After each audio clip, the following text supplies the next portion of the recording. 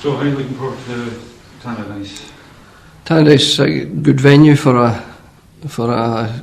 an excellent game, I anticipate, against a team which is far better than its league position.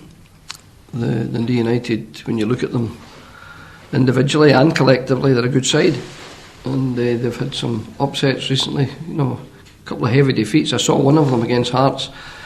The result flattered Hearts. I saw the other one on tape against Inverness.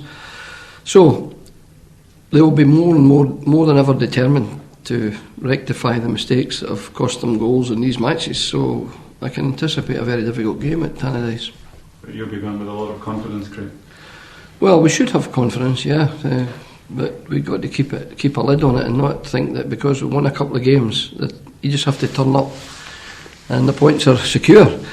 Far from it, particularly away from home at Tannadice. So we've got to play with the same attitude as we've displayed in the recent matches, and if we do that, we'll be hard to beat.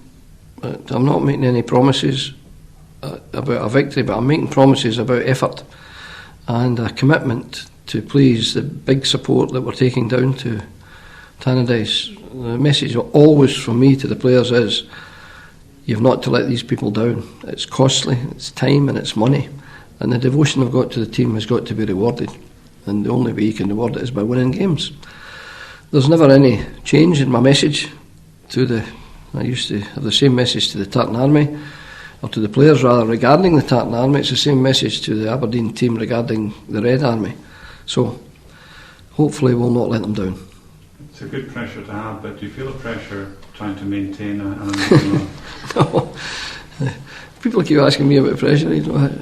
I'm not a guy that succumbs to pressure. I look forward to every game of football, no matter the context of the game and the opposition or the team I'm with, and Aberdeen's no different. I'm looking forward to a game. Can't wait to get a game of football. We missed last week. When we won a couple of league games, you want a game the following week, but we to wait. And I think it's the same for Peter.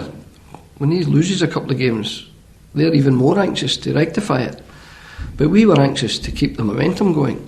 And there was the break, which I think was beneficial to us. One or two players get nearer fitness, particularly guys like Gary Naismith, not quite fit yet, but that break gave him an extra week.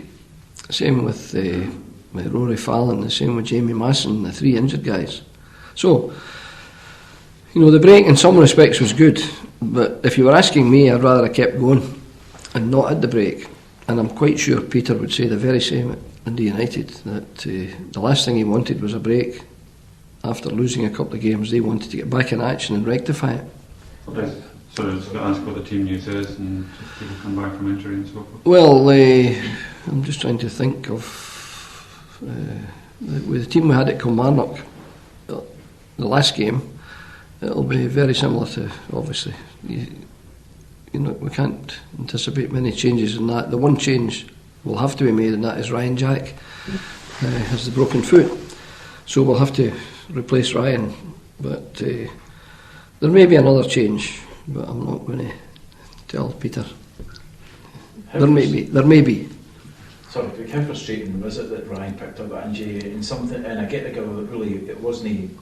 Maybe actually wasn't required. It was a couple of friendlies and just a training camp. Yeah. Well, it was a training camp, but the two friendly matches. But I've got to commend Billy Stark, who was right on the phone to me, full of apologies. He was really said I made him captain. He was doing so very well, and I can't apologise enough to you for what happened to him. I said it's certainly not your fault. I was assistant manager of the Scottish team when McCoist broke his leg in Portugal.